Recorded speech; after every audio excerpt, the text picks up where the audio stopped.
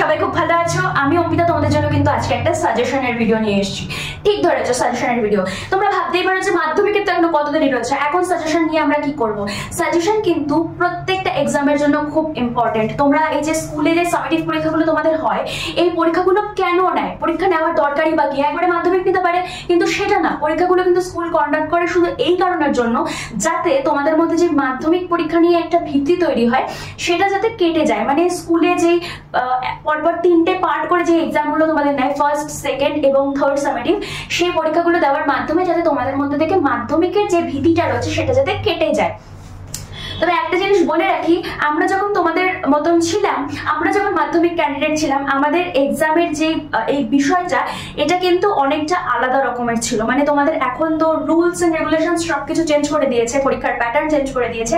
আমাদের সময় এরকম ছিল না। আমাদের সময় মাধ্যমিকে যাতে আমাদের ভীতিটা না থাকে, তার জন্য স্কুল আমাদের জন্য একটা টেস্ট কন্ডাক্ট করতো। সেই টেস্টটা আমাদের দিতে হতো। টেস্টে মাধ্যমিক যে প্যাটার্নে হয় ঠিক সেই প্যাটার্নে টেস্টটা হতো, কিন্তু টেস্ট আমাদের স্কুলে বসে দিতে হতো এবং মাধ্যমিকের জন্য আমাদের অন্য সেন্টার পড়তো। ঠিক আছে, তাহলে আজকে আমার যেহেতু সাজেশনের ভিডিও, তো সাজেশনের ভিডিও তো শুরু থেকে শেষ পর্যন্ত দেখতেই হবে, একদম স্কিপ করা চলবে না। তবে তার আগে বলে রাখি, যারা চ্যানেলে নতুন রয়েছে তারা অবশ্যই চ্যানেলটা কিন্তু সবার মধ্যে শেয়ার করে দাও, কারণ আজকের ভিডিওটা কিন্তু খুবই গুরুত্বপূর্ণ। তোমাদের আমি আগের ভিডিওতে বলেছি যে তোমাদের এইবার পরীক্ষাতে তোমাদের ফার্স্ট, সেকেন্ড এবং থার্ড যে সামেটিভ পরীক্ষাটা হয় সেটা বছরের 3টে আলাদা আলাদা সময় কন্ডাক্ট হয়। যেমন একটা হয় হচ্ছে এপ্রিল মাসে, একটা হবে হচ্ছে আগস্ট মাসে, আর একটা হবে ডিসেম্বর মাসে। তাহলে এপ্রিল মাসে যেটা ছিল সেটা কিন্তু অলরেডি হয়ে গেছে, মানে ফার্স্ট সামেটিভ পরীক্ষা স্কুল অলরেডি নিয়ে নিয়েছে। তোমরা কমেন্ট সেকশনে অবশ্যই জানিয়ে যাও যে তোমাদের ফার্স্ট সামেটিভ পরীক্ষার রেজাল্ট কেমন হয়েছে। এবার সেকেন্ড সামেটিভ পরীক্ষাতে আসা যাক। তবে আগে বলে রাখি যে জীবনের প্রবাহমানতা যে চ্যাপ্টারটা রয়েছে, সেই চ্যাপ্টারে কিন্তু কোষ চক্র, কোষ বিভাজন, এই যে জায়গাটা, এটা কিন্তু আগের সেমে হয়ে গেছে। মানে আগের যে সামেটিভ পরীক্ষাটা ছিল সেইটাই কিন্তু হয়ে গেছে।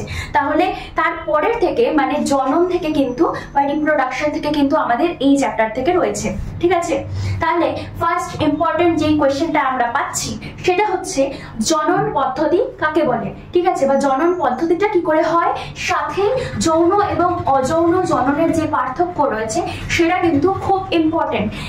এবার কোয়েশ্চেনগুলো আমি বলছি, এবার উত্তর কিভাবে সাজাতে হবে, কিভাবে মানে কোথা থেকে কোথা পর্যন্ত অ্যান্সার লিখলে সেটা প্রপার হবে, সেটা আমি অন্য ভিডিওতে তোমাদেরকে দিয়ে দেবো, বলে দেবো। তার জন্যই তোমাদের চ্যানেলটা সাবস্ক্রাইব করে নিতে হবে, যাতে আমি যখনই ভিডিও দেবো তখনই যাতে সাথে সাথে তোমরা সেটা দেখে নিতে পারো। এবার ফার্স্ট প্রশ্ন আমি যেটা বললাম সেটা হচ্ছে জননের পদ্ধতি এবং অযৌন এবং যৌন জননের যেটা পার্থক্য। তাহলে আমি এখানে শুধু লিখছি যৌন অযৌনের পার্থক্য, যৌন ভার্সেস অযৌন জননের পার্থক্য।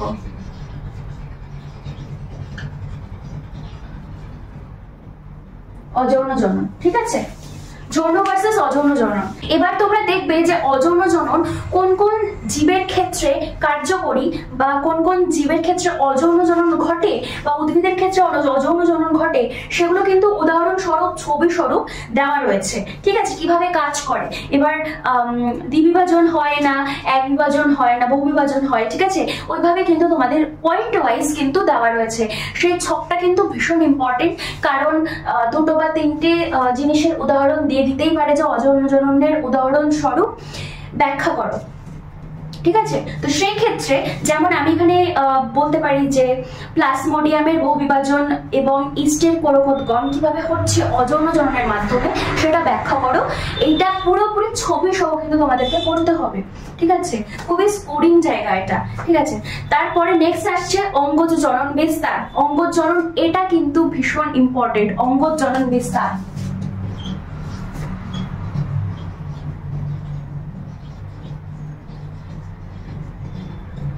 ঠিক আছে, অঙ্গজ জনন এটা কিন্তু বড় মানে প্রশ্নের জন্য বা 5 মার্কসের কোয়েশ্চেনের জন্য করে রাখবে।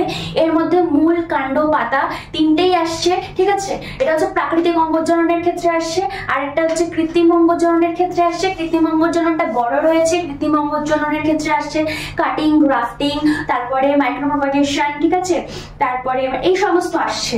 তো যেহেতু এটা বড় প্রশ্ন তাই জন্য এটা 5 মার্কসের জন্য পড়ে রাখবে। 5 মার্কসের জন্য পড়লে তোমাদের আলাদা করে 2 মার্কসের জন্য আর পড়তে লাগছে না, কারণ ওর মধ্যে থেকে যদি 2 মার্কসে চলে আসে তোমরা এমনিই পেরে যাবে, তাই তো।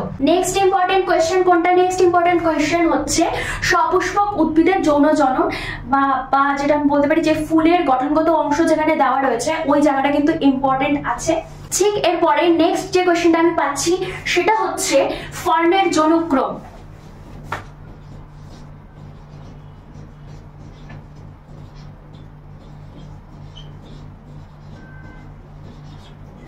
ফার্নের যৌনক্রম কিন্তু ইম্পর্টেন্ট, আর শুধুমাত্র ইম্পর্টেন্ট মানে এমন ইম্পর্টেন্ট নয় যে খালি মানে টুকটাক করে পড়ে রাখলাম, ফাঁকিবাজি দিয়ে পড়ে রাখলাম, সেরকম না। কিন্তু ফার্নের যৌনক্রম পড়তে গেলে তোমাদের কিন্তু এই সাইকেলটা পুরোপুরি পড়তে হবে।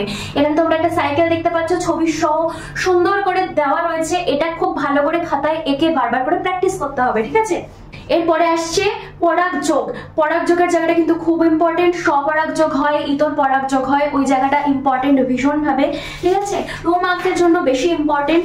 এছাড়াও মানে সুবিধা অসুবিধা যেটা রয়েছে সেটা পড়ে রাখবে। সুবিধা অসুবিধাটা বড় প্রশ্নের ক্ষেত্রে কিন্তু চলে আসে, ঠিক আছে। আর ইতর পরাগযোগটাও সেম, মানে বাহক হিসাবে কারা কাজ করছে সেটাও খুব ইম্পর্টেন্ট একটা জায়গা। এরপরে হচ্ছে নিষেক এবং নতুন উদ্ভিদ গঠন কিভাবে হচ্ছে, মানে হচ্ছে ফার্টিলাইজেশনটা কিভাবে হচ্ছে, কিভাবে কাজ করছে যেটা রয়েছে সেটাও কিন্তু ভীষণ ইম্পর্টেন্ট। মানে 4th প্রশ্ন আমরা পাচ্ছি নিষেক। নিষেকটা গেল। নিষেকের পরে একদম লাস্ট বাট নট লিস্ট যে কোয়েশ্চেনটা ইম্পর্টেন্ট এই চ্যাপ্টারটা থেকে একদম লাস্ট, সেই কোয়েশ্চেনটা কি? সেই কোয়েশ্চেনটা হচ্ছে মানব মানে জীবনের মানব বিকাশের যে জীবন দশা রয়েছে সেই কোয়েশ্চেনটা। মানব বিকাশের যে বিভিন্ন যে দশা রয়েছে সেটা, মানে আমরা এখানে 5টা দশা পাই, সেই 5টা দশা কিন্তু ভীষণ ইম্পর্টেন্ট। ফার্স্ট হচ্ছে সদ্যজাত, শৈশব, বয়ঃসন্ধি, তারপরে হচ্ছে পরিণত দশা এবং বার্ধক্য। এই 5টা পয়েন্ট কিন্তু তোমাদের দিতেই হবে। যদি বড় প্রশ্ন হিসেবে দিয়ে দেয় তাহলে 5 মার্কসের আশা করি পেয়ে যাবে, কারণ এটা খুব সোজা একটা জায়গা, জাস্ট একবার তোমরা রিডিং মারবে তাহলে এটা মনে থেকে যাবে। তাহলে আমরা 5 নম্বর যেটা সেটা আমরা পাচ্ছি কি? মানব বিকাশের বিভিন্ন দশা। গেল। এটা ছিল তোমাদের সেকেন্ড চ্যাপ্টারের বাকি যে অংশটুকু তোমাদের এই সেকেন্ড সামেটিভ পরীক্ষাতে রয়েছে তার জন্য কিছু সাজেশন আমি এখানে দিয়ে দিলাম। আশা করি ভিডিওটা তোমাদের খুব হেল্পফুল হবে। এই কোশ্চেনগুলো ভালো করে রেডি করো। যদি কোনো প্রশ্নের উত্তরে যদি সমস্যা হয়ে থাকে, কোথাও বুঝতে সমস্যা হয়ে থাকে, তাহলে কমেন্ট সেকশনে জানিয়ে যেও যে এটা বুঝতে সমস্যা হচ্ছে। আমি যথাসম্ভব চেষ্টা করব তোমাদেরকে সাহায্য করার। আর আবার নেক্সট ভিডিওতে দেখা হবে, ততক্ষণের জন্য টাটা।